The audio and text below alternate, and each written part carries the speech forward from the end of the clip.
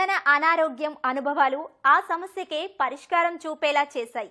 ఆ అంశంపై చేసిన లోతైన పరిశోధన డాక్టరేట్ సాధనకు మార్గం చూపింది. అతడికే కాదు, తనలాంటి బాధితులకు మెరుగైన వైద్యం పొందేందుకు దోహదపడింది. అక్కడితోనే ఆగిపోలేదు. సాఫ్ట్వేర్లో అవకాశాలు వదులుకొని బోధనలో విద్యార్థులను తీర్చిదిద్దుతున్నాడు. పరిశోధనలతో మేటి అధ్యాపకుడిగా గుర్తింపు, జాతీయ అంతర్జాతీయ అవార్డులు పొందాడు. బెజవాడకు చెందిన రామ్ పవన్ కుమార్ ఇన్స్పైరింగ్ స్టోరీ ఇది.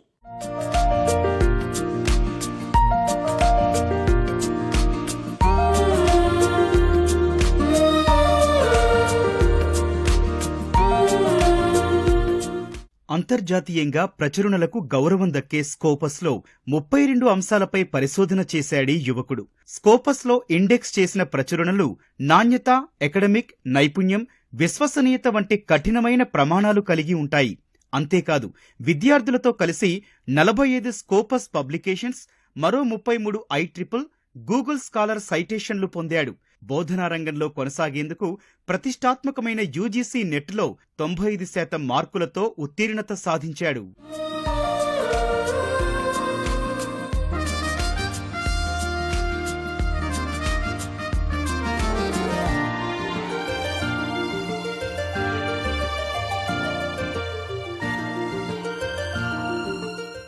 ఈ యువకుడి పేరు రామ్ పవన్ కుమార్. గుంటూరు జిల్లా గోరంట్ల అగ్రహారం స్వస్థలం. ప్రస్తుతం విజయవాడ KBN కాలేజీలో PG విద్యార్థులకు computer science and application associate ప్రొఫెసర్గా సేవలందిస్తున్నాడు. కృత్రిమ మేధ, మెషిన్ లెర్నింగ్, డీప్ లెర్నింగ్లో నిపుణుడు. సాఫ్ట్వేర్లో ఎన్నో అవకాశాలున్నా బోధన వైపే మొగ్గు చూపించాడు. ఎంటెక్ చేసి ప్రొఫెసర్గా కొలువులో చేరినా అక్కడితో ఆగలేదు. నిత్య విద్యార్థిలా డాక్టరేట్ వరకు వెళ్లాడు.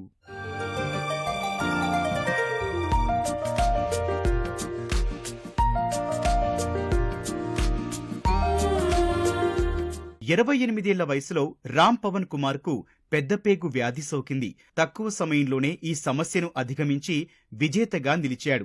ఈ అనుభవమే అతడిని PhD చేసేలా పునాది వేసింది.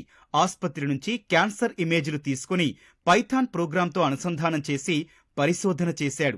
వైద్యులు ఏ విధంగా వ్యాధిని నిర్ధారిస్తారో అలాగే పైథాన్ ప్రోగ్రాంలోనూ వ్యాధి ధృవీకరణ కావడంతో తక్షణం వైద్యం వైపు అడుగులు వేశాడు. ఈ విధానం ప్రస్తుతం చాలా మంది వైద్యులకు ఎంతో ఉపయోగకరంగా మారింది. చాలా మందికి క్యాన్సర్ వచ్చిన తర్వాత అది 3rd స్టేజ్ లో కానీ 4th స్టేజ్ లో కానీ ఇది క్యాన్సర్ అని తెలియదు. సో అందుకనే నేను నా PhD టాపిక్ ఏం తీసుకున్నానంటే పెద్ద పేగు క్యాన్సర్ మీద PhD తీసుకున్నాను. కొలనికి సంబంధించిన ఒక ప్రాబ్లంతో నేను ఇబ్బంది పడ్డాను. లక్గా నేను ఆ క్యాన్సర్ నుంచి బయటపడిపోయాను. నాలాగా ఇంకెవరూ కూడా తెలియకుండా ఉండకూడదు అనుకుని నేను కొలన్ క్యాన్సర్ టాపిక్ తీసుకున్నాను. 2nd స్టేజ్ లో కానీ 3rd స్టేజ్ ఆఫ్ క్యాన్సర్ తో కనుక సఫర్ అవుతూ ఉంటే కనుక ప్రాపర్ పర్మిషన్ తీసుకుని ఇమేజెస్ మనం తీసుకున్నాము. ఆ ఇమేజెస్ ని నేను పైథాన్ కి సంబంధించిన కోడింగ్ రాసి ఆ ఇమేజ్ కనుక నేను పైథాన్ కి ఇన్పుట్ కింద పంపిస్తే క్యాన్సరస్ ఇమేజా నాన్ క్యాన్సరస్ ఇమేజా అనేది 97% వరకు ఖచ్చితంగా నిర్ధారించింది. డాక్టర్స్ ఎలాగైతే నిర్ధారిస్తారో ఈక్వలెంట్ గా పైథాన్ కూడా నిర్ధారించింది అనమాట. ఇప్పుడు కొలన్ క్యాన్సర్ అనుకోండి, మన శరీరంలో ఒక భాగం వరకు కోసి లోపల కొలన్ ఒక పార్ట్ తీసుకొని ఆ పార్ట్ నుంచి వాడు క్యాన్సర్ ఉందో లేదో కనుక్కోవాలి. ఒకవేళ ఆ వ్యక్తి క్యాన్సర్ లేదనుకోండి, ఆ రోగి నయం అవటానికి మళ్ళీ చాలా ఏళ్లు పడుతుంది. అలా కాకుండా మనం ఏం చేస్తాము, డైకామ్ ఇమేజెస్ అని ఉంటాయి. అంటే ఎక్స్రే రే గానీ UV రేస్ గానీ ఆ ఇమేజెస్ డాక్టర్స్ ముందు వాళ్ళు ఎగ్జామిన్ చేస్తారు. ఆ ఇమేజ్ ని మనం CNN కానీ అంటే కన్వల్యూషన్ న్యూరల్ నెట్వర్క్స్ కానీ రికరెంట్ న్యూరల్ నెట్వర్క్స్ కానీ యూజ్ చేసి ఒక స్ట్రక్చర్స్ ఉంటాయి. AlexNet కానీ, గూగుల్ నెట్ కానీ, ResNet కానీ, VGG నెట్ కానీ, SegNet కానీ, అలా మనకి 5 టైప్స్ ఆఫ్ స్ట్రక్చర్స్ ఉంటాయి. ఆ స్ట్రక్చర్స్ కి ఈ ఇమేజ్ మనం ఇన్పుట్ కింద పంపిస్తాం. క్యాన్సర్ లేని ఇమేజ్ ని క్యాన్సర్ ఉన్న ఇమేజ్ తో కంపేర్ చేస్తుంది. కంపేర్ చేసి ఎగ్జాక్ట్ రిజల్ట్స్ మనకి ప్రొవైడ్ చేస్తుంది. రామ్ పవన్ కుమార్ చేసే పరిశోధనలో క్యాన్సర్ వ్యాధితో పాటు సైబర్ మోసాలు, వ్యవసాయంలో మొక్కల ఆరోగ్యం వంటి ఇతర వర్తమాన సమస్యలకు సంబంధించిన అంశాలు అధికంగా ఉన్నాయి. వీటిపై పరిశోధన చేసి భవిష్యత్ తరాలకు సూచనగా ఉండిపోయేలా కృషి చేస్తున్నాడు. ఈయన చేసిన పరిశోధనలకు ప్రతిష్టాత్మక సంస్థలు ప్రశంసలు కురిపించాయి. ఏదన్నా ఒక బ్యాంకు సంబంధించిన ఒక డేటాబేస్ తీసుకొని ఆ బ్యాంక్ డేటాబేస్ లో ఏ కస్టమర్స్ కి ఫోన్స్ వెళ్తున్నాయి, ఏ కస్టమర్స్ కి ఫోన్స్ వెళ్ళట్లేదు, ఏవి ఫ్రాడ్ డిటెక్షన్ ఉన్నాయి, ఏవి అన్ఫ్రాడ్ ఉన్నాయి. అగ్రికల్చర్ సెక్టార్ లో కూడా కొన్ని పేపర్స్ పబ్లిష్ చేశాను. అంటే IoT రిలేటెడ్ అన్నమాట. పర్ఫెక్ట్ ప్లాంట్ కాదనుకోండి, మొత్తం పంట మొత్తాన్ని నాశనం చేసేస్తుంది. సో ఆ ప్లాంట్ కనుక ఏదైనా డిసీజ్ వచ్చింది అనుకోండి, ఆ డిసీజ్ మనం ముందే కనుక్కోవాలి. అలా డిసీజ్ కనుక్కోవడం కోసం కొన్ని పేపర్స్ రాసాం. అంటే ఆరోగ్యంగా ఉన్న ప్లాంట్, ఆరోగ్యంగా లేని ప్లాంట్ రెండింటిని తీసుకొని ఆ 2 ప్లాంట్స్ ని కూడా మనం కన్వల్యూషన్ న్యూరల్ నెట్వర్క్స్ కి మనం పంపిస్తాం. సో దాని ద్వారా అది కనుక్కుంటుంది అనమాట. అనమాట. అంటే ఈ పలానా ప్లాంట్ ఈ డిసీజ్ బాధపడుతుంది, ఈ పలానా ప్లాంట్ కి డిసీజ్ లేదు. సో దాని వల్ల అగ్రికల్చర్ సెక్టార్ మొత్తం కూడా చాలా బాగా మనం రన్ చేయొచ్చు. అలా బ్యాంకింగ్ రిలేటెడ్ ఒకటి, అగ్రికల్చర్ రిలేటెడ్ ఒకటి, క్యాన్సర్ రిలేటెడ్ ఒకటి, ఆర్గనైజేషన్స్ రిలేటెడ్ గా కొన్ని పేపర్స్ రాశాను. ఒక ఇంటర్వ్యూస్ కండక్ట్ చేస్తున్నాం అనుకోండి, మనకు ఒక 10,000 నుంచి 10 లక్షలకు రెజ్యూమ్స్ వచ్చినాయి అనుకోండి. మన క్వాలిఫికేషన్ కానీ లేకపోతే మన రిక్వైర్మెంట్స్ తగ్గట్టు రెజ్యూమ్స్ మనం ఫిల్టర్ చేయాలి అంటే it's a time taking process అనమాట.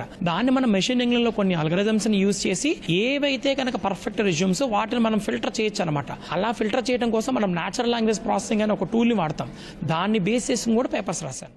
నేర్చుకోవాలనే ఆసక్తిని విద్యార్థులు వదిలేయకుండా పరిశోధన వైపు అడుగులు వేస్తే భవిష్యత్తుకు సరైన మార్గం ఉంటుందని చెబుతున్నాడు పవన్ కుమార్. సాఫ్ట్వేర్ రంగంలో ఒడిదుడుకులు ఎదురైనా ఏమాత్రం నిరాశ చెందకూడదు. బీటెక్ తర్వాత ఎంటెక్, పీహెచ్డీ, ఎంసీఏ వంటి కోర్సులు పూర్తి చేస్తే మెరుగైన ఉద్యోగావకాశాలొస్తాయని వివరించాడు.